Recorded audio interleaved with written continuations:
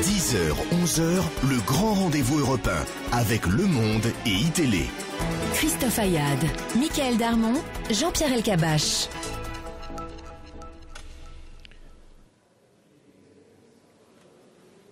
Ce geste, le président de la République de Tunisie vient de le faire en hommage aux victimes du musée du Pardo. C'est un acte solennel. C'est la première fois que Beji Caïd Essebsi se rend au musée du Bardo depuis l'attentat, alors que le pays ne se remet pas du traumatisme subi, mais il s'engage déjà dans la résistance. Le grand rendez-vous est en direct de Tunis, au musée du Bardo, où il y a 4 jours, 23 victimes tombées sous les balles des terroristes. Dans les salles vastes et claires de ce musée, les vitrines, les statues, les céramiques portent encore, comme on le voit, les impacts des balles. Elles vont laisser leurs traces longtemps encore dans la mémoire de la Tunisie et sans doute au-delà. Le président Caïd Essebsi, qui est avec nous, veut témoigner d'une Tunisie vivante et debout. Il le dira lui-même. C'est ici qu'il a voulu nous recevoir, Christophe Ayad du journal Le Monde, Michael Darmon d'ITélé. Et Jean-Pierre Elkabbach qui pose la première question. Monsieur le Président, merci de nous accueillir ici comme vous l'avez voulu. C'est moi qui vous remercie d'être venu ici. Ce matin, pour la première fois, vous venez donc de vous recueillir au Bardo, dont vous connaissez depuis longtemps tous les recoins. Qu'est-ce que vous ressentez? D'abord, beaucoup d'émotions.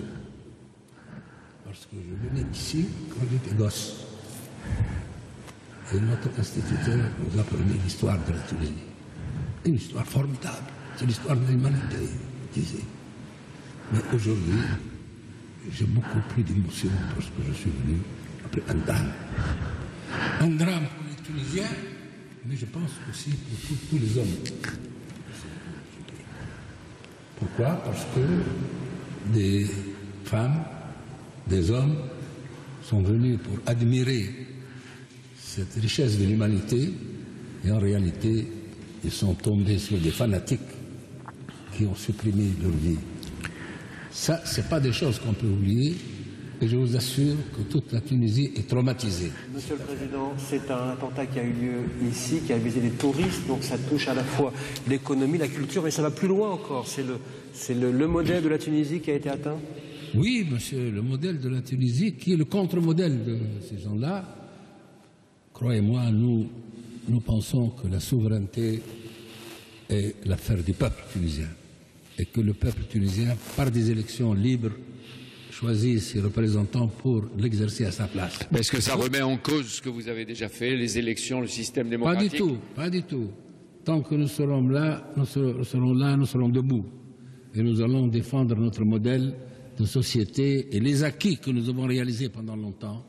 Ouais. Et il n'est pas question qu'on puisse reculer devant ce fanatisme-là. Vous voulez qu'il reste à l'entrée du Bardo la marque du 18 mars? Tout à fait. D'ailleurs, le gouvernement va poser une stèle avec les noms de tous ceux qui ont disparu et il y aura une marche de tous les Tunisiens vers ce Bardo pour déposer la stèle. Quand ça? Je pense que ce sera d'ici le 29. C'est-à-dire dimanche prochain. Je vais revenir directement de Sharm el-Sheikh pour ça. C'est à Sharm el-Sheikh, il y a un sommet des pays arabes. Oui. Mais parlons maintenant de ce qui s'est passé là, à l'endroit où nous sommes. Oui. Les agresseurs étaient-ils les deux abattus par les policiers, 2, 3, 4, combien il y en avait vraiment? Sûrement, il y en avait 3 déjà, parce qu'ils sont identifiés et ils ont été filmés par les caméras de surveillance. Mais jusqu'à présent, on n'a vu que 2. 2 sont exécutés, mais il y a un qui maintenant court un peu quelque part. En fuite, Monsieur le Président. Oui, encore, mais de toute façon, il n'ira pas très loin. Pourquoi? Il est recherché. Parce que nous sommes très vigilants et il faut quand même rendre hommage à la police tunisienne, surtout celle qui s'occupe du terrorisme. Ils étaient là 10 minutes. Oui, les forces spéciales, mais oui. Les autres policiers, ils étaient... Il y a. C'est un peu tout ça. On va voir. Le troisième, il est en fuite. Oui. Est-ce qu'il est vrai que le gouvernement, ou vous-même, vous avez demandé au peuple de vous aider à les découvrir ou à le retrouver? Ce qui voudrait dire que le peuple aussi peut s'engager. Une situation exceptionnelle, des moyens exceptionnels. Oui, nous avons demandé au peuple parce que le peuple est lui-même intéressé à cela. Mais est-ce que vous pensez qu'il y a d'autres complices, qu'il y a des réseaux qui dorment? Il y a une enquête dans ce pays. Il y a une enquête qui va aller très loin, je vous le promets. Et il y a eu des investigations et il y a encore des gens qui sont identifiés. Combien d'arrestations jusqu'à présent déjà? Vous savez, j'ai écouté aujourd'hui le procureur de la République. Il a demandé à tout le monde d'être discret parce que sinon on va remettre en cause l'efficacité de l'enquête. Pourquoi vous dites qu'elle va aller très loin, l'investigation? Parce qu'il y a eu des dysfonctionnements? Non, d'abord parce qu'il y a d'autres personnes, ces cellules dormantes là, que nous devons identifier, que nous avons peut-être identifiées, mais je ne veux pas parler de ça, ce n'est pas mon rôle. Moi, je respecte les décisions de la justice. Non, mais vous dites qu'il y a des arrestations, il y a des poursuites, etc. Bon, vous avez noté à plusieurs reprises qu'il y avait des dysfonctionnements, comme dit Michaël Darmon, des défaillances, des erreurs. Par exemple, on pouvait entrer ici facilement. On se demande d'ailleurs comment dans certains bâtiments publics, il n'y a pas de plus de protection à la maison du baron Erlanger, au Parlement. Ce n'est pas la foire ici, on ne rentre pas comme ça. Mais il y a eu effectivement des dysfonctionnements. L'enquête est en train de le déterminer et je vous garantis que ceux qui sont auteurs de ces dysfonctionnements auront affaire avec l'administration du ministère. C'est-à-dire, vous dites qu'il y aura des réorganisations. C'est incontestable. On a déjà commencé. Mais je dois reconnaître que ce n'est pas en liaison avec cet incident.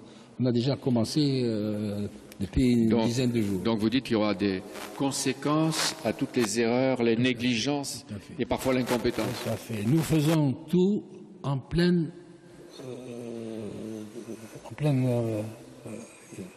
clarté. Monsieur le Président, on dit que 2 de ces terroristes sont passés par la Libye. Est-ce qu'aujourd'hui, votre problème principal, c'est la Libye? C'est un de nos problèmes, la Libye. Nous sommes la Tunisie, nous avons des problèmes dans toute la région dans laquelle nous sommes. Et le terrorisme en Tunisie n'a pas de tradition. C'est un terrorisme régional, et même un peu plus loin. Nous sommes en train de le combattre. Les choses vont mieux maintenant qu'au début, mais il faut quand même reconnaître que ça doit intéresser tous les pays de la région. Vous dites qu'il n'y a pas de tradition, mais les djihadistes sont tunisiens. Oui. 3000 combattants djihadistes sont partis pour faire le djihad. Donc il y a bien aussi un terreau national. C'est récent. C'est dans les 3 dernières années. Je ne veux pas accuser les gens. Aujourd'hui, je suis pour l'unité nationale. Donc je dois parler comme chef de tous les Tunisiens. Chef de guerre? Et pourquoi pas? Quand on nous fait la guerre, on fait la guerre. Et à la guerre comme à la guerre. C'est-à-dire, il va y avoir des policiers partout, on ne respecte plus les libertés avec vous? Nous sommes contre un régime policier. Nous sommes pour la liberté. Mais je dis que la liberté cesse lorsque l'abus commence. Et nous sommes maintenant victimes d'un abus de fanatiques. Michaël Darmon disait qu'il y avait 3000. C'est beaucoup pour un pays comme la Tunisie, c'est beaucoup. Oui, c'est vrai, il faut comprendre que la révolution n'a pas été faite pour des problèmes religieux ou des problèmes idéologiques. Elle a été faite parce que nous avions une situation sociale qui était l'accumulation de plusieurs gouvernements. Nous avons du chômage important, surtout parmi les jeunes. Et parmi ces chômages-là, nous avons 250 000 qui ont des diplômes et qui ne trouvent pas du travail. Nous avons de la pauvreté dans certaines régions. Nous avons des régions qui sont marginalisées parce que notre mode de développement s'est occupé des plages et non pas de l'intérieur.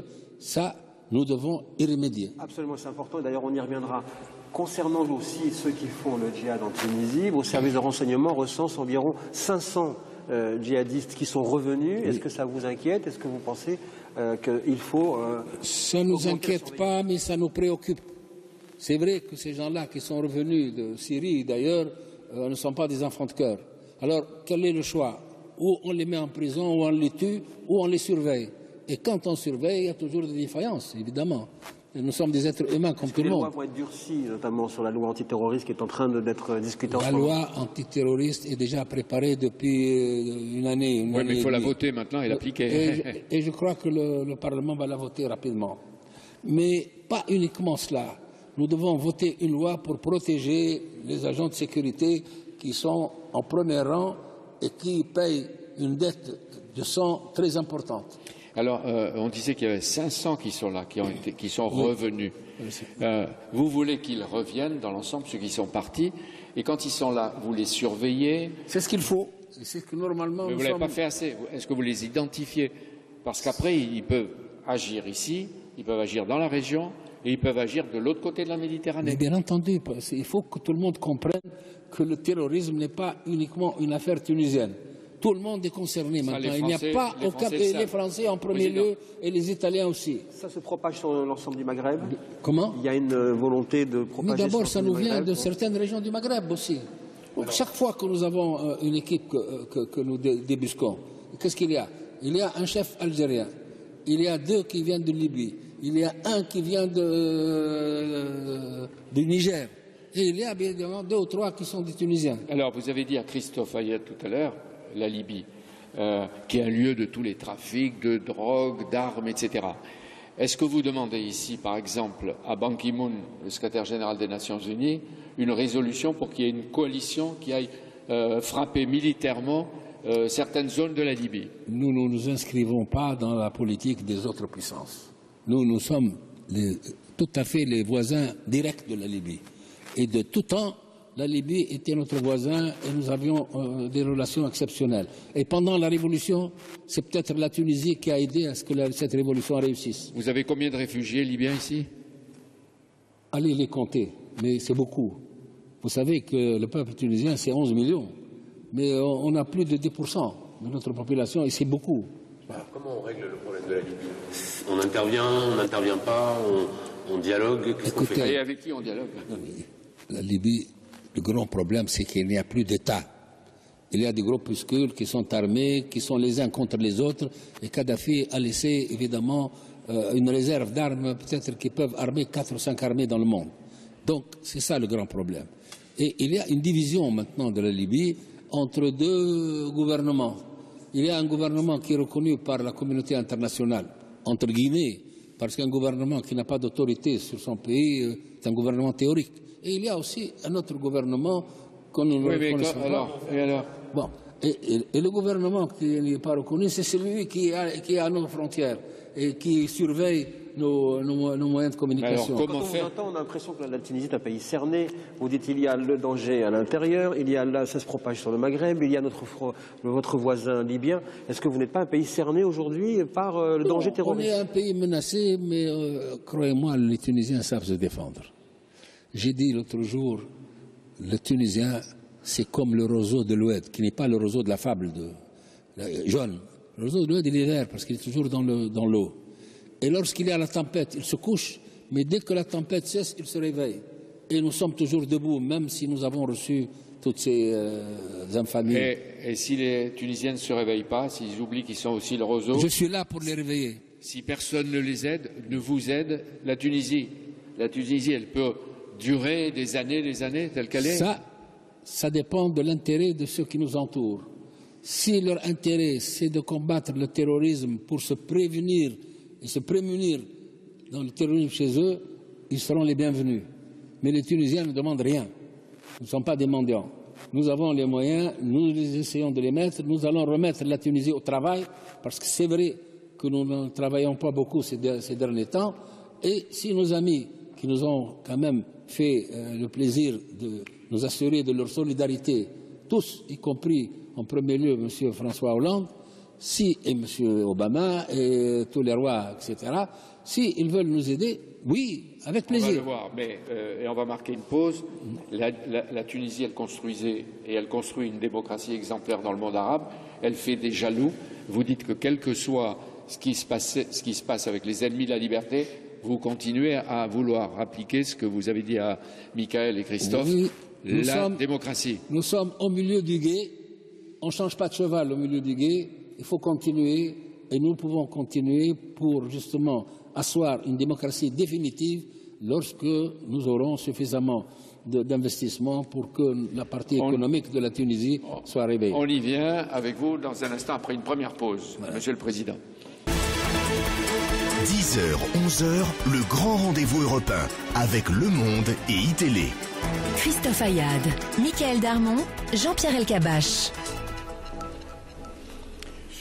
4 jours après l'agression terroriste qui a fait 23 victimes en Tunisie, le grand rendez-vous est réalisé en direct du musée du Pardo, dont vous voyez les salles où les crimes se sont déroulés.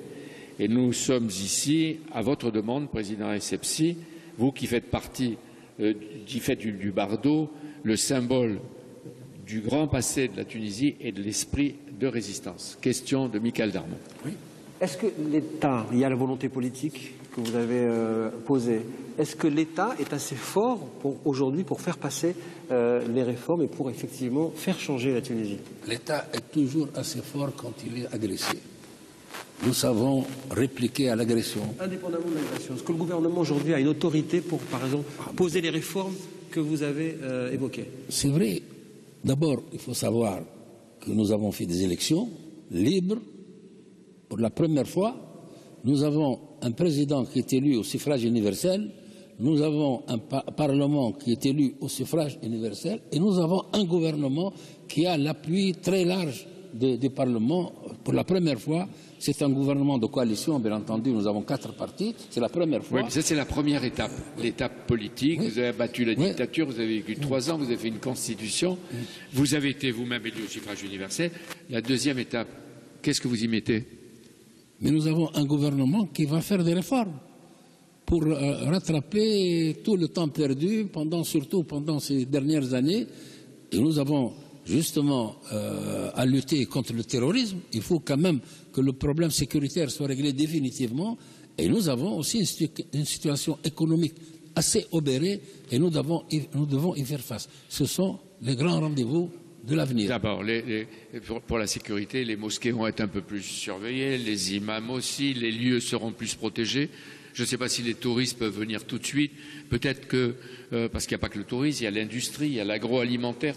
Tout ce qui était en train de redémarrer, est-ce que ça ne va pas être stoppé par manque de confiance? Je ne le crois pas, puisque si je vois actuellement la situation actuelle en Tunisie, tous les touristes qui sont là n'ont pas résilié leur contrat. Ils ont même fait des manifestations. Il y a une baisse.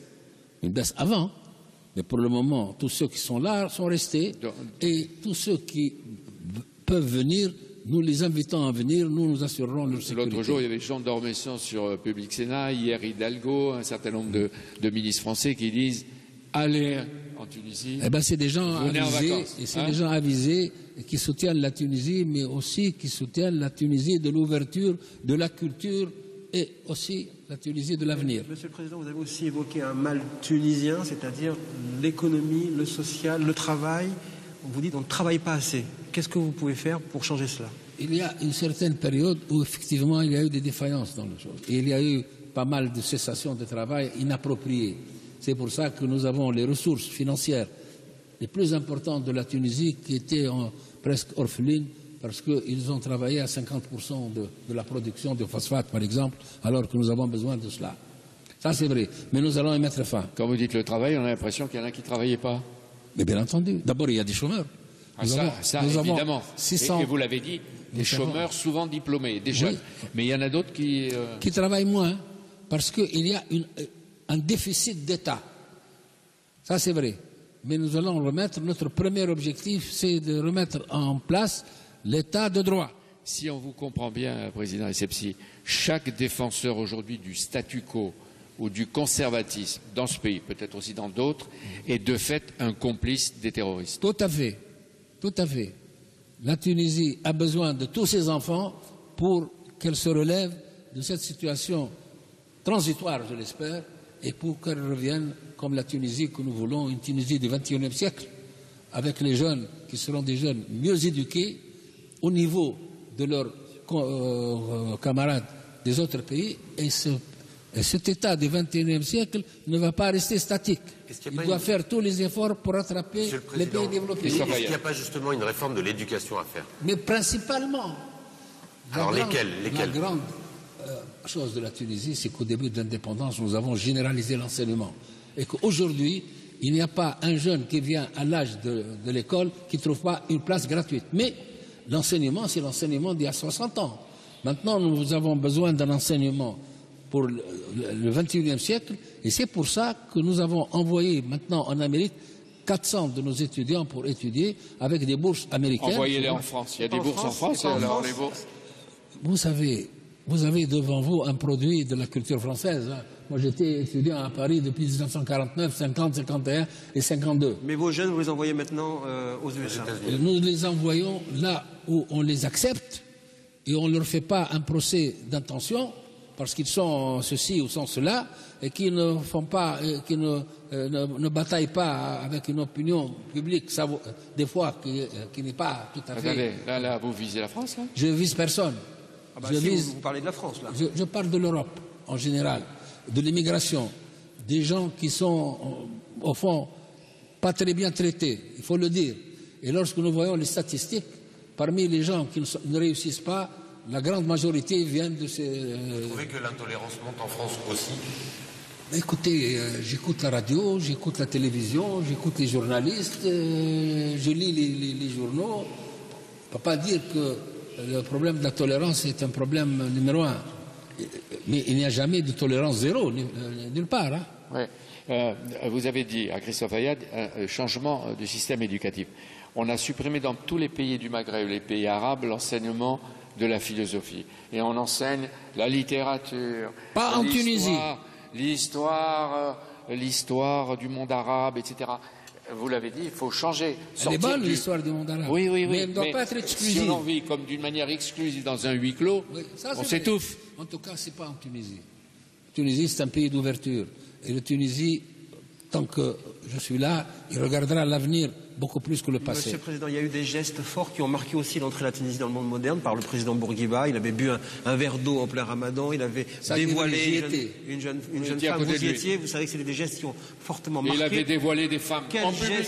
Quel geste nouveau faudrait-il faire pour montrer J'en l'étape connais suivante? un geste, mais je n'ose pas. Par Osez. respect pour les spectateurs. À l'égard des terroristes, des Bien djihadistes. entendu, bien entendu. Et vous m'avez compris. Parce que les Français sont intelligents aussi, ils comprennent vite. Monsieur Darmon, vous Oui, avez la compris. phrase, vous m'avez compris, on la connaît aussi, mais qu'est-ce que vous voulez dire par là? J'ai dit, vous m'avez dit un geste. Oui. Oui, un geste significatif. Bon, vous n'êtes pas naïf, hein, Président.